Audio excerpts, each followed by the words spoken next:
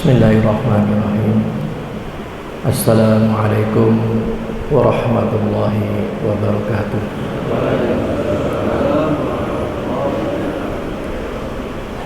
Innal hamdalillah nahmaduhu wa nasta'inuhu wa nastaghfiruh wa na'udzu billahi min shururi anfusina wa min sayyiati a'malina. May yahdihillahu fala mudilla lahu wa may yudlil fala hadiya lahu. Asyhadu an la ilaha illallah wahdahu la syarika lah wa asyhadu anna Muhammadan abduhu wa rasuluh la nabiyya wa la rasula ba'dah. Allahumma salli wa sallim wa barik ala abdika wa rasulika Muhammad wa ala alihi wa ashabihi wa man tabi'ahum bi ihsanin ila yaumiddin. Qala Allah Ta'ala fi kitabihil karim.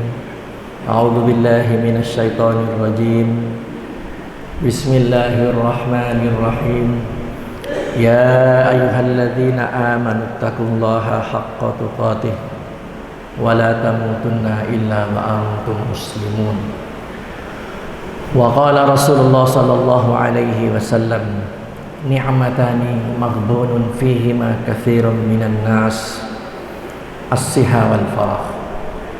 Sadaqallahul azim wa sadaqa rasulul karim wa nahnu ala dzalika minasy syahidin wa syakirin walhamdulillahi rabbil alamin. Ma'asyiral muslimin, jamaah salat subuh rahimakumullah. Alhamdulillah, kita bersyukur dan memuji Allah Subhanahu wa taala atas berbagai nikmat yang Allah telah berikan kepada kita. Di antaranya yaitu nikmat sehat dan nikmat kesempatan, di mana dua nikmat tersebut merupakan nikmat yang paling banyak diingkari oleh manusia. Sebagaimana sabda Rasulullah sallallahu alaihi wasallam, ni'matani maghbunun fihima katsirun minan nas, as-siha wal farah. Ada dua nikmat yang kebanyakan manusia tertipu. Tertipu maksudnya nikmat yang mestinya dia syukuri, tetapi nikmat tersebut malah dia kufuri, dia ingkari. Ada dua nikmat yang kebanyakan manusia tertipu dengan dua nikmat tersebut. Yang pertama yaitu as-siha. Yang pertama yaitu kesehatan. Kesehatan ini merupakan nikmat dari Allah Subhanahu wa taala. Kalau saja hari ini ada orang yang sangat kaya, milioner, ya, hartanya luar biasa banyaknya, asetnya di mana-mana. Tetapi hari ini orang yang kaya tersebut sedang berbaring di rumah sakit. Di tangan kanannya selang kateter, di tangan kirinya infus, dipakaikan alat pacu jantung. Kemudian apa yang dia bisa rasakan orang yang kaya dalam kondisi seperti ini? Harta yang banyak itu apa artinya bagi orang kaya yang seperti ini? Dia tidak bisa merasakan hartanya. Bahkan kalau saja umpama ditawarkan, kalau bisa ditawarkan kepada orang yang demikian ini, dia dikasih sembuh oleh Allah, tapi hartanya diambil, pasti dia akan memilih, silahkan ambil semua harta saya, yang penting saya sembuh, kembali sehat. Ini betapa mahalnya nikmat kesehatan itu, ya. Yang mestinya ketika kita diberi nikmat sehat, kita mampu membuktikan bahwa diri kita adalah Abdullah, diri kita adalah hambanya Allah, yang tidak ada lain tugas seorang hamba yaitu hanya untuk taat kepada Allah Subhanahu wa ta'ala. Tapi sayang, berapa banyak hari ini Allah beri nikmat berupa kesehatan kepada seorang hamba, justru ketika dia sehat, dia berbuat maksiat, dia berbuat durhaka kepada Allah. Na'udzubillah min dzalik. Nikmat yang kedua yang kebanyakan manusia ingkari yaitu nikmat al-faragh. Al-faragh yaitu kesempatan, waktu luang atau umur. Ini merupakan nikmat dari Allah, ya.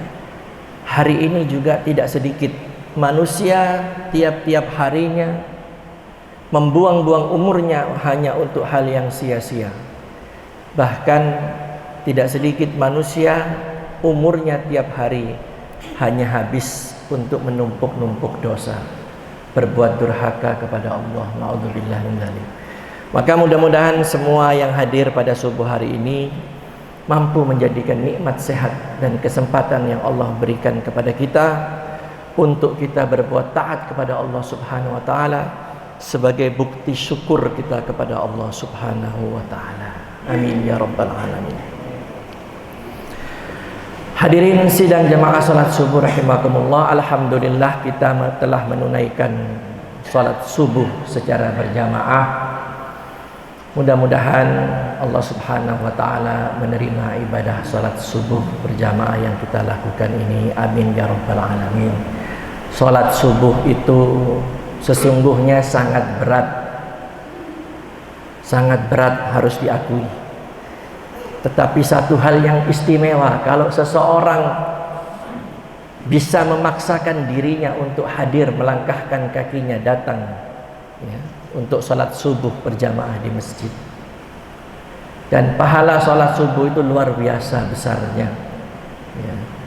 Bahkan kata Rasulullah SAW, kalau saja manusia tahu betapa besarnya pahala untuk menghadiri sholat subuh berjamaah, la atauhuma walau habwa ya. Sholat yang dianggap berat ketika itu Nabi sampaikan ada dua sholat. Yang pertama isya, kedua subuh. Bagi siapa? Maaf, bagi orang munafik berat ya. Maka kata Rasulullah, kalau saja mereka tahu betapa besarnya pahala menghadiri sholat subuh secara berjamaah, la atauhuma walau habwa, pasti mereka akan datang sholat berjamaah ke masjid sekalipun mereka harus merangkak. Kalau mereka tahu betapa besarnya pahala yang Allah siapkan untuk menghadiri sholat isya dan sholat subuh berjamaah, pasti mereka akan datang dengan merangkak. Alhamdulillah kita telah tunaikan sholat subuh secara berjamaah. Sebagaimana tadi disampaikan oleh takmir masjid bahwa ba'da subuh ada ceramah yang berkaitan dengan satu momen, yaitu momen Isra dan Mi'raj Nabi besar Muhammad sallallahu alaihi wasallam. Hadirin sidang jamaah Jumat, jamaah salat subuh rahimakumullah, memperingati Isra Mi'raj ini sudah menjadi rutinitas ya, utamanya di negeri kita ini ya, peringati Isra Mi'raj. Isra Mi'raj ini merupakan perjalanan spiritual Rasulullah sallallahu alaihi wasallam dari Mekah ya, dari Mekah menuju ke Al-Aqsa. Ini disebut Isra, perjalanan di malam hari dari Mekah menuju Palestina ya, Al-Aqsa. Kemudian Mi'raj itu naik,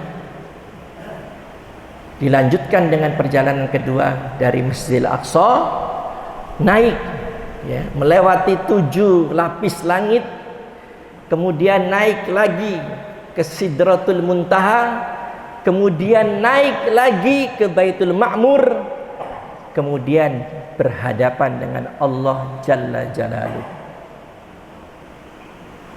Hadirin jamaah salat subuh rahimakumullah, Nabi Musa pernah berdoa kepada Allah, memohon kepada Allah untuk bisa melihat wajah Allah. Nabi Musa minta, berdoa kepada Allah untuk bisa melihat wajah Allah. Allah kabulkan ya. Allah temui Nabi Musa di mana? Di Bukit Tursina ya. Nabi Musa datang ya. Kemudian Allah saat itu menampakkannya dalam percikan api, dalam api ya, api yang menyala, yang ketika Nabi Musa sudah siap-siap untuk melihat, Nabi Musa melihat api yang begitu menyala secara mendadak. Nabi Musa pun jatuh pingsan tidak mampu melihat api itu. Nabi Musa berdoa minta untuk melihat Allah. Tapi setelah Allah menampakkan api, ya, pingsan Nabi Musa. Nabi Muhammad ini diundang oleh Allah. Bukan minta untuk bertemu, tapi Nabi Muhammad ini diundang oleh Allah. Ya, dari Mekah diperjalankan malam hari Mekah ke Palestina Al-Aqsa, kemudian dimi'rajkan dari Al-Aqsa, ya, sampai naik, ya, melewati 7 lapis langit, Sidratul Muntaha, kemudian ke Baitul Ma'mur, kemudian berhadapan dengan Allah Subhanahu wa taala. Dalam kitab Ar-Rahiqil Makhtum dijelaskan jarak saat itu antara Rasulullah dengan Allah Subhanahu wa taala hanya sebatas 2 busur panah. Ya, dalam kitab Ar-Rahiqil Makhtum dijelaskan seperti itu. Nah, itu. Allah yang mengundang kekasihnya Muhammad sallallahu alaihi wasallam, ya, untuk bertemu dengannya, ya, di tempat yang tertinggi, ya. Bayangkan itu betapa istimewanya. Yang kedua, Nabi Musa pernah berdoa kepada Allah Subhanahu wa taala agar dilapangkan dadanya. Tahu doanya? Apa doanya? Rabbi shrahli sadri wa yassirli amri. Itu doa Nabi Musa, minta supaya dilapangkan dadanya. Nabi Musa minta berdoa supaya dilapangkan dadanya. Tapi Nabi Muhammad tidak berdoa. Allah sudah katakan, alam nashrah laka sadra. Bukankah aku telah melapangkan bagimu dadamu, wahai Muhammad? Tidak meminta, Allah sudah melapangkan dadanya. Alam nashrah laka sadra. Bukankah aku telah melapangkan bagimu dadamu, hai Muhammad? Luar biasa, manusia besar, kekasihnya Allah, diundang khusus oleh Allah SWT, ya, diperjalankan hanya dengan 1 malam, Mekah, Palestina Al-Aqsa, naik ke langit, naik sampai bertemu Allah, pulang lagi ke Mekah, lailan. Ya, maka dalam ayat yang masyhur kita sudah hafal semua, subhanalladzi asra bi 'abdihi lailan minal masjidil haram ilal masjidil aqsa alladzina barakna haulahu linuriyahu min ayatina innahu huwas samiul basir. Maha suci Allah yang telah memperjalankan hambanya di malam hari dari Masjidil Haram menuju Masjidil Aqsa, ya, kemudian naik ke langit bertemu Allah. Berapa waktu yang ditempuh? Lailan, 1 malam. Pulang pergi Mekah Al-Aqsa, langit 1 malam. Untuk apa? Linuriyahu min ayatina. Supaya Allah memperlihatkan tanda-tanda kebesaran Allah Subhanahu wa taala. Sesungguhnya Allah, ya, Maha mendengar dan Maha melihat. Hadirin jamaah salat subuh rahimakumullah. Ketika Rasulullah sallallahu alaihi wasallam pulang, ya, malam itu pulang dari peristiwa Isra dan Mi'raj, kemudian kembali ke Mekah, besok hari Rasulullah menceritakan perjalanan spiritualnya ini kepada beberapa orang. Tentu cerita Nabi ini sangat menarik, ya, sangat menarik. Karena yang dengar cerita ini, ya, orang-orang musyrik. Nabi cerita kepada orang-orang musyrik, tadi malam saya telah diajak, diperjalankan oleh Allah. Cerita dari Mekah ke Al-Aqsa, dari Al-Aqsa naik ke langit bertemu Allah, pulang lagi, ya, ke rumah saya di Mekah 1 malam. Apa yang terjadi? Saat itu orang-orang musyrik tertawa-tawa, terpingkal-pingkal. Memang benar, ternyata Muhammad ini gila. Tidak ragu lagi, Muhammad ini memang gila. Bayangkan, Mekah Palestina itu, kalau dihitung jaraknya, Mekah Palestina itu hampir 1.500 kilo. Lantas jarak yang begitu lama, besar, begitu jauhnya itu, kalau ditempuh jalan kaki atau naik unta, berapa lama? Tetapi Nabi mengatakan lailan, 1 malam. Spontan mereka tertawa terbahak-bahak. Ya, akhirnya satu persatu orang-orang Islam dipanggil. Dengar nih. Apa yang dikatakan oleh manusia yang menganggap dirinya Nabi. Panggil orang-orang Islam yang sudah Islam, dengar. Akhirnya apa? Banyak orang Islam yang murtad saat itu. Ya, ketika mendengar Nabi berkata begitu, ragu imannya. Loh, masa? Gak masuk akal, ghairu ma'kul, gak masuk akal. Akhirnya banyak yang murtad. Nah, orang musyrikin Quraisy tahu Nabi ini punya satu orang yang paling dekat, ya, andalannya Nabi. Ya, siapa beliau? Abu Bakar As-Siddiq. Maka mereka mengatakan, panggil Abu Bakar, suruh dengar ini. Ya, teman dekatnya ini suruh dengar, sudah gila ini. Harapannya apa? Supaya ketika Abu Bakar datang mendengar, Abu Bakar juga murtad. Dipanggillah Abu Bakar. Datang Abu Bakar, kau dengar Abu Bakar. Nabi cerita lagi. Ya, padahal ketika Nabi bercerita, mereka kaget, kemudian mereka uji, mereka sempat menguji Nabi. Kalau kau tahu, coba ceritakan bagaimana kondisi Masjid Al-Aqsa itu. Diceritakan oleh Nabi.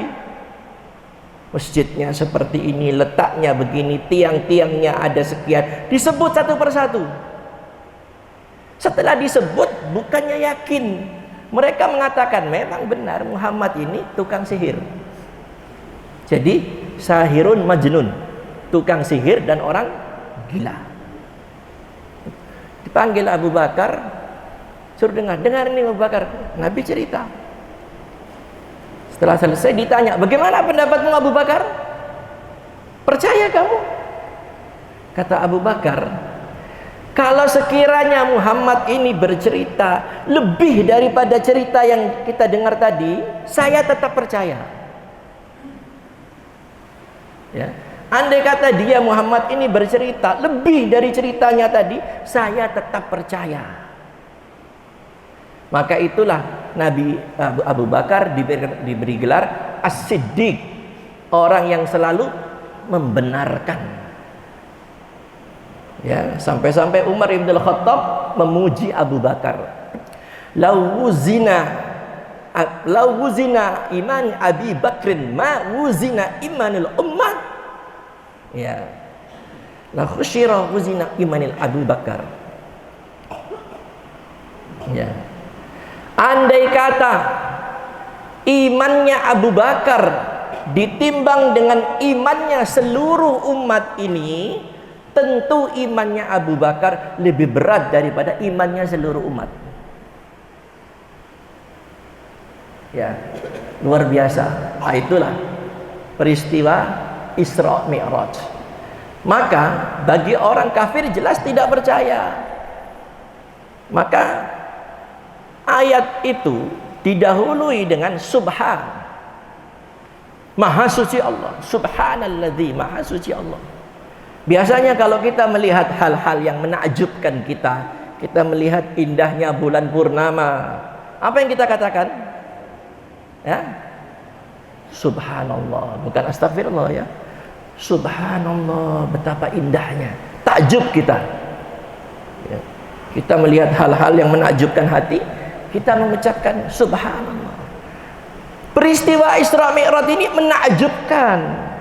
Maka awal ayatnya itu didahului dengan subhanalladzi asra bi 'abdihi lailan minal masjidil haram ilal masjidil aqsa. Ya, Maha suci Allah yang telah memperjalankan. Ya. Kalau Nabi jalan sendiri pakai onta atau jalan kaki, tentu berbulan-bulan. Tapi ini masalahnya, Nabi ini diperjalankan oleh Allah. Kalau saya jalan kaki dari Kampung Benteng ke sini, kira-kira berapa lama? Ya, 1 jam atau 1,5 jam lah. Ya. Tapi kalau saya naik motor 10 menit nyampe. Saya ke Jakarta, ya kalau saya harus jalan kaki berapa hari, Pak? Tapi ketika saya diperjalankan pakai pesawat, 2 jam nyampe, Pak. Nah, begitu juga Isra Mi'raj. Tapi memang benar peristiwa ini menakjubkan. Maka diawali dengan kata-kata Subhanalladzi, Maha suci Allah.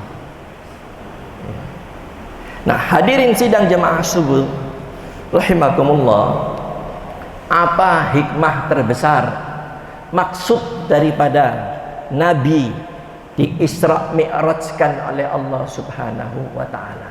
Apa maksud yang terkandung dari peristiwa Isra dan Mi'raj itu? Ya, setidaknya ada 3 yang terpenting yang perlu kita ketahui. Ya, ada 3 maksud, ada 3 sebab sampai kemudian Allah mengisra mi'rajkan Rasulullah SAW. Sebab pertama yaitu di tahun itu Nabi mengalami duka yang beruntun. Ya, mengalami kedukaan yang beruntun-runtun. Setelah berdakwah di kota Mekah itu ditolak oleh orang, dilempari batu, diludahin, ya, ditaruh kotoran onta dan lain sebagainya, pengikutnya disiksa. Nabi kecil hati. Akhirnya Nabi mencari lahan dakwah, pergi keluar kota Mekah. Menuju mana? Ke Taif. Ya. Nabi bersama sahabatnya Zaid ibn al-Harisah pergi ke Taif, menyampaikan dakwah, mengajak orang kepada agama Allah, agama tauhid. Nabi berdakwah di Taif, dikumpulkan orang-orang Taif. Ya. Setelah orang-orang Taif berkumpul, Nabi memulai dakwahnya, mengajak kepada Islam, mentauhidkan Allah. Tapi apa yang terjadi setelah mereka mendengar ajakan Nabi?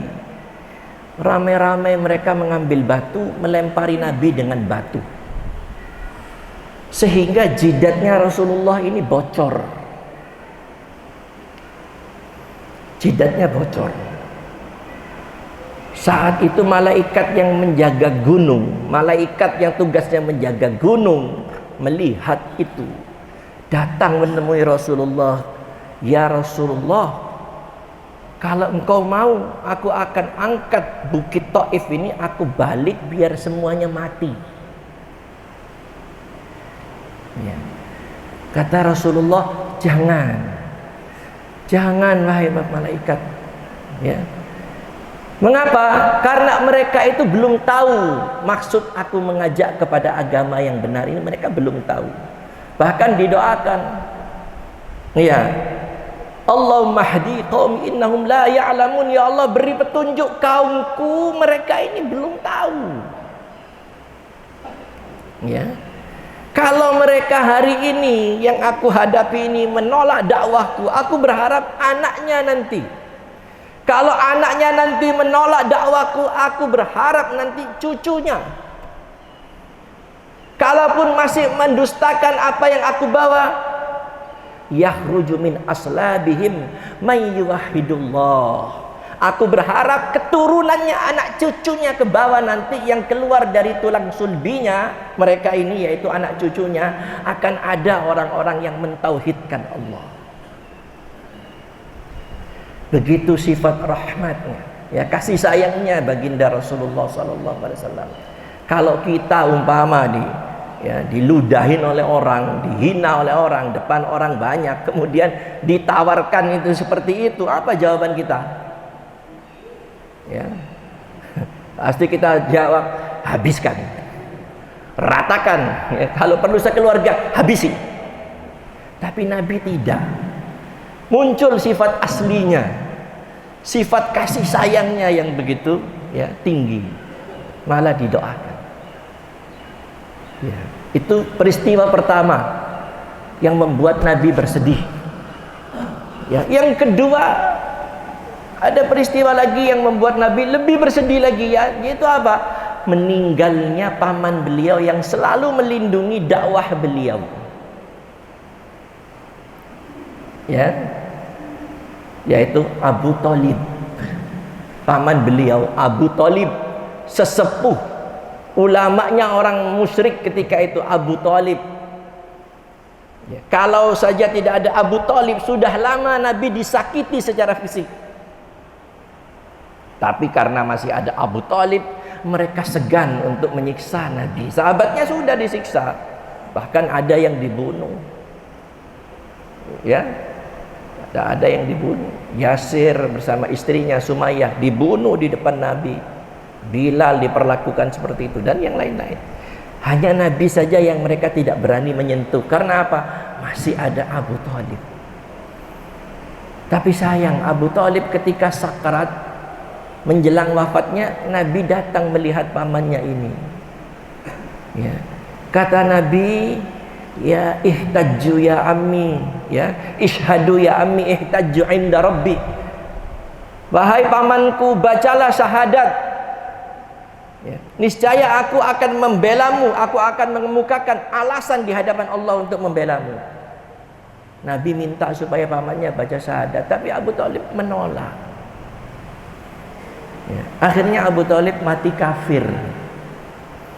Sehingga Rasulullah mengatakan pamanku ini nanti berada di neraka. Tapi neraka yang paling ringan. Bagaimana neraka yang paling ringan? Akan dipakaikan na'laini minan nar, 2 sandal dari api neraka. Ya, 2 sandal dari api neraka. Yuhli minhuma dimahuhu.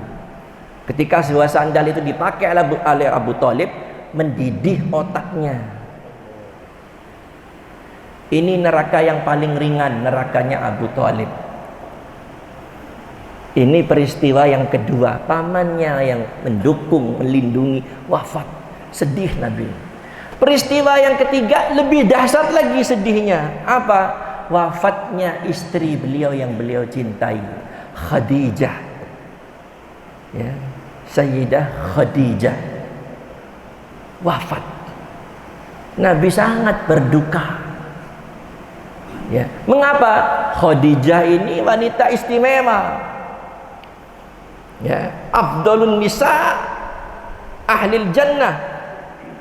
Khadijah ini wanita utama penghuni surga. Ada 4 wanita utama penghuni surga. Ya, Khadijah, Fatimah, Asiyah, dan Maryam. Ya, luar biasa. Ya, wanita utama penghuni surga, istri Nabi. Ya, meninggal dunia. Mengapa dikatakan wanita utama, afdalun nisa ahlil jannah? Khadijah ini punya sifat-sifat yang luar biasa. Ya, kebaikannya banyak sekali. Ya, satu hari Rasulullah pulang dari safar, masuk ke rumahnya. Setelah disambut oleh Khadijah, Khadijah membuatkan makanan di dapur. Ya, saat itu Jibril alaihi salam datang. Ketika Khadijah sedang memasakkan, membuatkan makanan untuk Rasulullah, datang Jibril. Kemudian setelah Jibril menghadap menemui Rasulullah, tidak lama Jibril mengatakan, "Ya Muhammad, hadhihi Khadijah. Fa idza hiya atatka faqra 'alaiha assalam min rabbiha wa minni." Hai Muhammad, itu Khadijah, sebentar lagi dia akan datang menemuimu. Kalau dia datang menemuimu membawa makanan, faqra ilaiha salam min rabbiha wa minni. Kalau dia datang menemuimu nanti, sampaikan salam dari Allah dan dari diriku. Bayangkan, Allah titip salam. Ya. Wa basyirha bi baitin fil jannah, ya, min khasabin, ya. Dan sampaikan, ya, bahwa Khadijah nanti akan mendapat rumah di surga, yaitu istana. Istana yang terbuat dari permata. La sakhaba wala nasab. Yang nanti di istana itu tidak ada kegaduhan, tidak ada keributan, dan tidak ada kelelahan. Kenapa hadis itu berbunyi diberi istana dari permata, yang di dalam istana itu tidak ada kegudahan, kegaduhan, keributan, dan tidak ada kelelahan. Ya, para ulama ahli hadis menjelaskan hadis ini bahwa Khadijah ini selama hidup tidak pernah mengangkat suaranya tinggi, tidak pernah meninggikan suara di hadapan Nabi. Khadijah itu tidak pernah berkata kasar, meninggikan suara di hadapan Nabi. Ya, yang tidak ada kegaduhan, ya, dan tidak ada kepayahan, wala nasaba. Mengapa? Karena Khadijah, ya, tidak membuat Rasulullah Shallallahu Alaihi Wasallam itu ketika hidup bersama itu payah dan letih. Ya, tidak sebagaimana istri-istri yang lain. Meninggal Khadijah, Rasulullah sangat berduka, ya, sedih luar biasa mendalam, sehingga ketika Rasulullah SAW, ya, sudah hijrah ke Madinah, Rasulullah itu masih sering menyebut-nyebut nama Khadijah di depan istri-istrinya yang lain,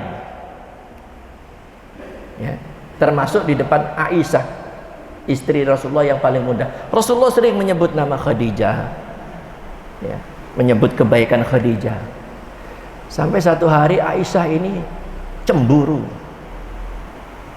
Mahirtu ala ahadin min nisa'in Nabi sallallahu alaihi wasallam mahirtu ala Khadijah. Aku tidak pernah cemburu kepada salah satu istri-istri Nabi melebihi cemburuku kepada Khadijah. Karena apa? Rasulullah sering menyebut-nyebut nama Khadijah di depannya Aisyah. Ya. Sampai Nabi pernah memotong seekor kambing, dipotong. Kemudian oleh Nabi disuruh membagi-bagi. Prioritas yang pertama ketika itu yang disuruh bagi oleh Nabi, berikan kepada teman-temannya Khadijah. Berikan kepada teman-temannya Khadijah. Sehingga Aisyah saat itu spontan mengatakan, Khadijah lagi, Khadijah lagi. Khadijah ini wanita tua, ajus katanya, perempuan sudah tua. Ya. Itu kata Aisyah. Qad abdalakallahu azza wa jalla khairan minha. Sungguh Allah telah mengganti dia Khadijah itu dengan yang lebih baik. Maksudnya Allah telah mengganti Khadijah itu dengan aku, yang lebih baik menurut dia. Apa kata Rasulullah? Wallahi ma abdalani Allahu azza wa jalla khairan minha. Demi Allah, Allah tidak pernah mengganti posisi Khadijah dengan yang lebih baik dari wanita manapun. Luar biasa Khadijah. Mudah-mudahan ini muncul Khadijah ini, ya, wanita yang luar biasa, ya. Nah itu. Jadi tahun itu 3 peristiwa besar ini sangat mengguncang Nabi, sehingga akhirnya Allah menghibur Nabi. Bagaimana cara Allah menghibur Nabi? Itu tadi, melalui peristiwa Isra dan Mi'raj. Ya, biasanya kalau zaman kita ini, kalau ada istrinya susah, ya, kalau suaminya mampu kaya, ya, dihibur istrinya, ya, diajak pergi, umpama, ya, kalau banyak uangnya ke luar negeri, kalau uangnya tidak terlalu banyak diajak ke luar kota, ya, kalau uangnya pas-pasan, ya, diajak pergi ke Alfamart, ke Indomaret, belanja. Tapi ini Rasulullah dihibur oleh Allah kemana? Diajak jalan-jalan naik ke langit bertemu Allah. Ya, jadi tahun itu sampai disebut amul hazan, tahun duka cita. 3 peristiwa yang sedih dihadapi Nabi, sehingga karenanya Allah mengisra mi'rajkan Nabi Muhammad sallallahu alaihi wasallam. Ini sebab pertama. Sebab yang kedua untuk apa? Nah, sebab kedua itu dijelaskan dalam ujung ayat itu. Linuriyahu min ayatina, agar Allah memperlihatkan tanda-tanda kekuasaannya. Apa yang terjadi dalam peristiwa Isra Mi'raj itu? Ya. Ketika Rasulullah sallallahu alaihi wasallam ya, diajak jalan malam hari, kemudian dari Al-Aqsa naik ke langit, itu banyak peristiwa yang Nabi lihat. Ketika dalam perjalanan Mi'raj naik ke langit, Rasulullah melihat beberapa keadaan. Ketika Nabi naik ke langit, Nabi mencium aroma yang sangat wangi. Ya, bau yang sangat wangi tercium dari atas langit. Nabi bertanya, saat itu Nabi ditemani oleh Jibril. Ya, Nabi mengendarai apa? Ada yang tahu?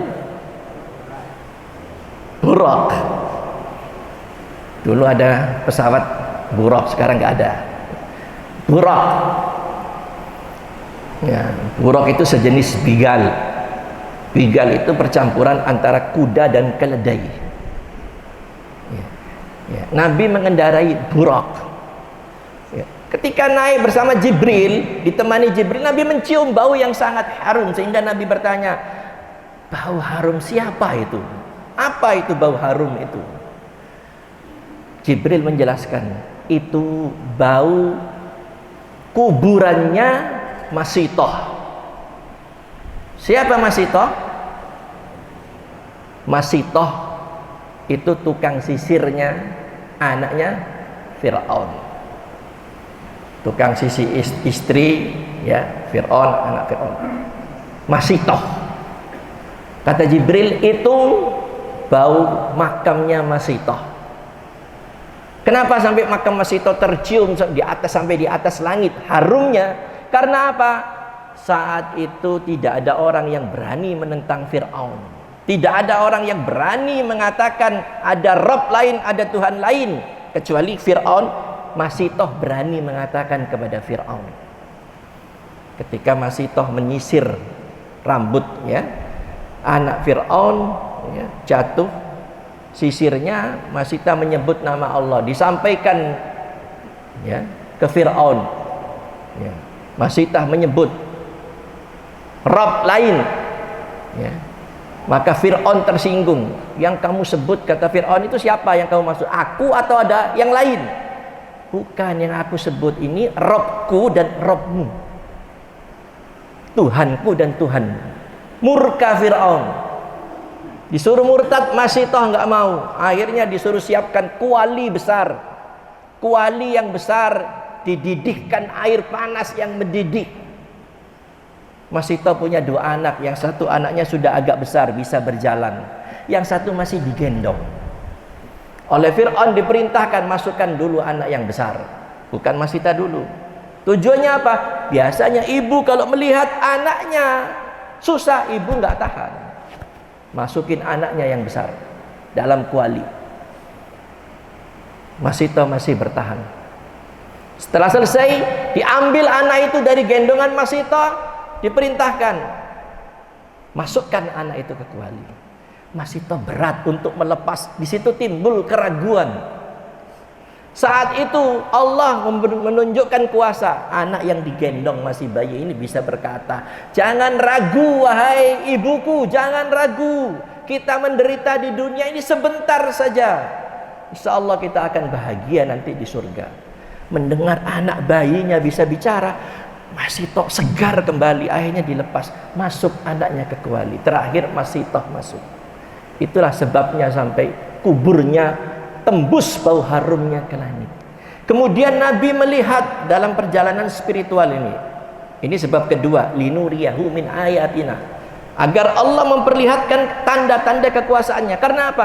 Nabi dipersiapkan untuk menjadi manusia besar. Nabi dipersiapkan untuk menjadi orang yang akan mengatur dunia ini. Tentu Nabi dan umatnya.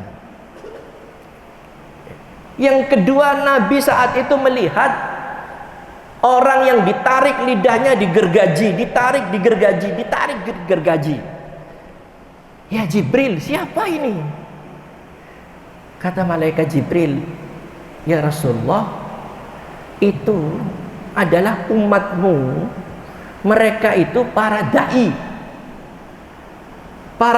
para ulama yang suka menasehati orang, tapi mereka sendiri tidak melakukan apa yang mereka katakan. Naudzubillah. Ini terutama kena saya ini. Harus hati-hati orang yang banyak ngomong.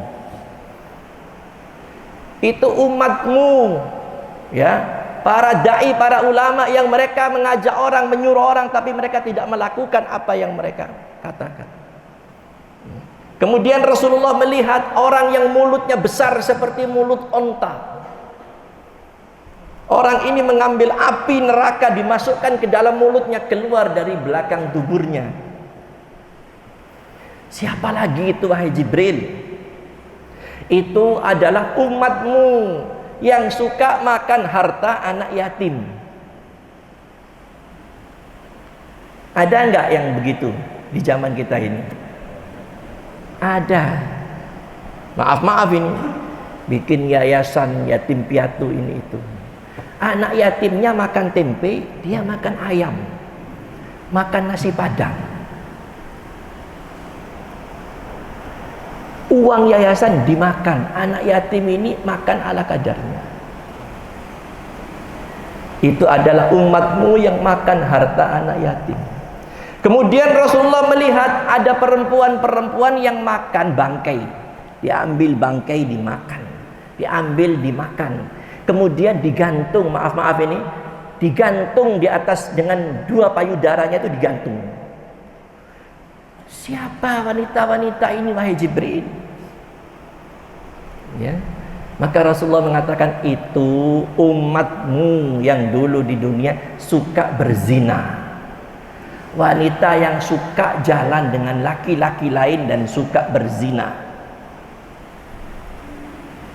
Itu diperlihatkan semua. Kemudian Nabi melihat 2 sungai yang mengalir, ya. Sungai Nil dan Sungai Efrat itu dilihat oleh Nabi dari langit. Ya. Nah itu sebab kedua, supaya mantap hati Nabi itu, linuriyahu min ayatina. Karena Nabi dipersiapkan untuk menjadi manusia besar. Ya. Kemudian sebab ketiga Isra Mi'raj, ini yang paling penting. Sebab ketiga Isra Mi'raj yaitu Nabi Sallallahu Alaihi Wasallam menerima perintah wajibnya sholat 5 waktu. Ini yang paling penting. Nabi menerima perintah wajibnya sholat 5 waktu. Ya. Seluruh perintah-perintah Allah, seluruhnya, semuanya Allah perintahkan itu di bumi. Di bumi. Hanya sholat yang Allah perintahkan melalui langit. Semua perintah itu di bumi.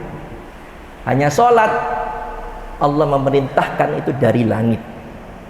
Ini menunjukkan betapa tingginya nilai sholat itu bagi seorang hamba.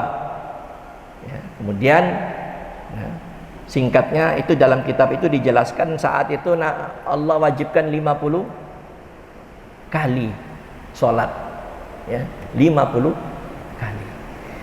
Akhirnya bertemu Nabi, turun dari langit bertemu Nabi Musa. Kata Nabi Musa, tidak mampu umatmu hai Muhammad, pasti tidak mampu, minta lagi korting sama Allah.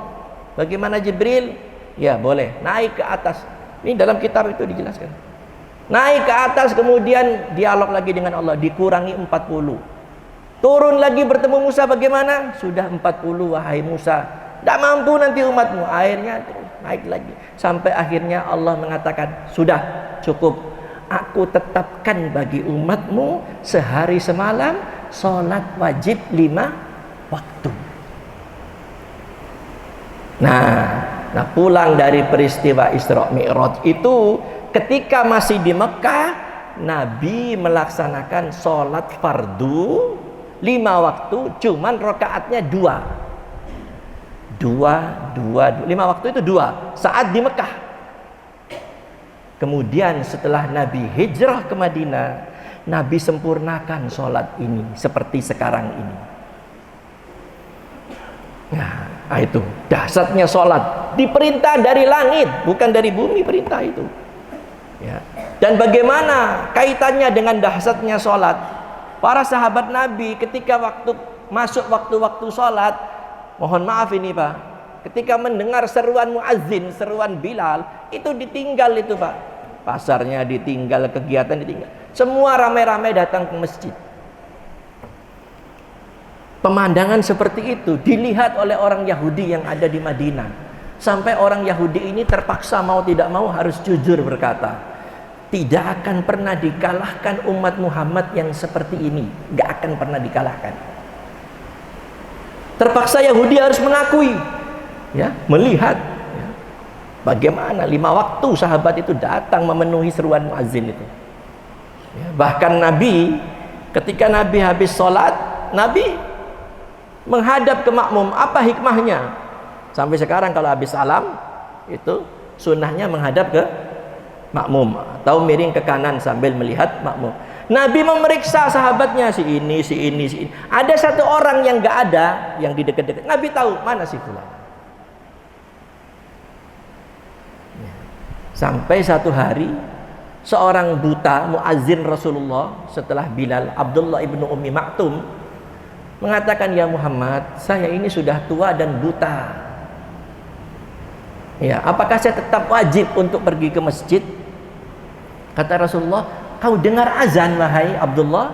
Saya dengar azan. Kalau kamu masih dengar azan, kamu tetap harus wajib ke masjid. Buta. Jalan Abdullah dengan tongkatnya ke masjid.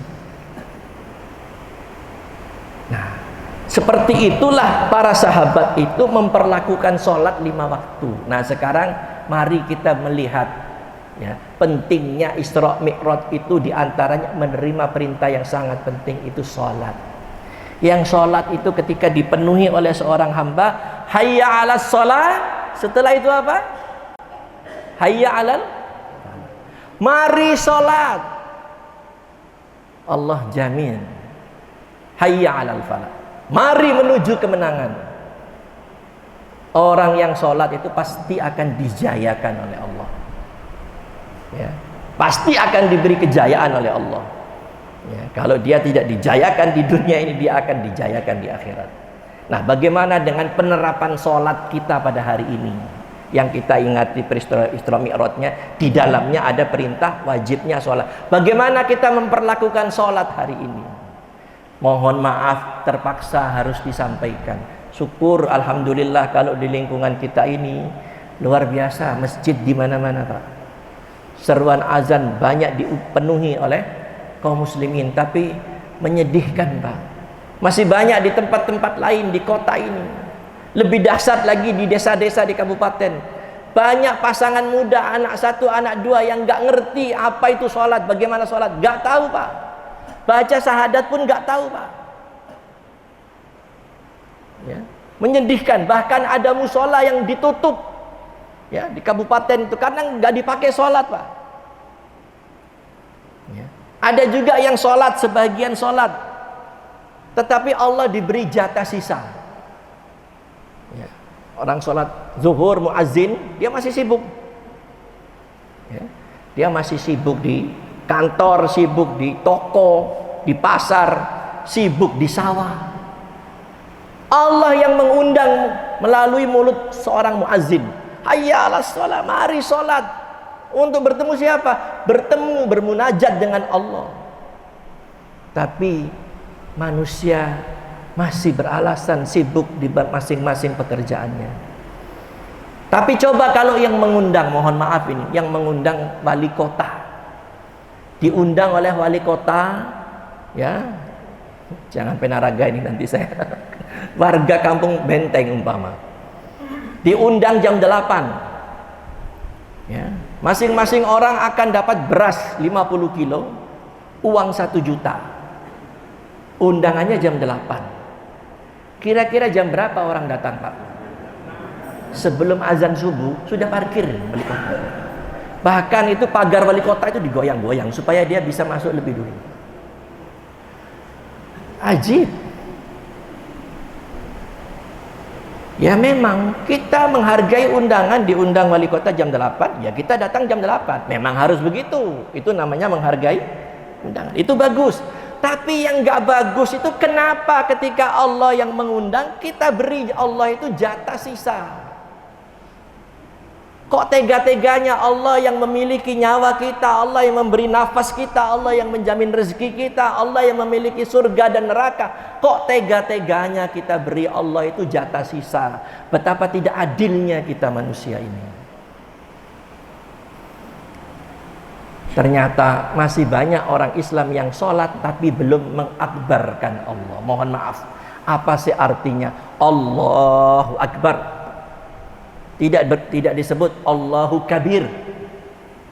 Apa bedanya kabir dengan akbar? Kabir itu besar, tapi kalau akbar maha besar, paling besar, mengalahkan semuanya. Ternyata masih banyak orang yang sholat ini belum mengakbarkan Allah. Kalau betul Allah itu akbar, yang lain itu kecil tinggal. Yang lain itu kecil, Allah yang besar. Ya, jadi masih banyak muslimin ini memberi Allah itu jatah waktu sisa. Nauzubillah, jangan sampai kita ini terkena satu ayat, fawailul lil musallin. Celaka bagi orang yang sholat. Orang yang sholat aja masih celaka. Sahabat Sa'ad bin Abi Waqqas menjelaskan tentang fawailul lil musallin. Orang ini sholat, tapi sholatnya di luar waktunya. Waktunya sudah hampir habis, baru dia sholat.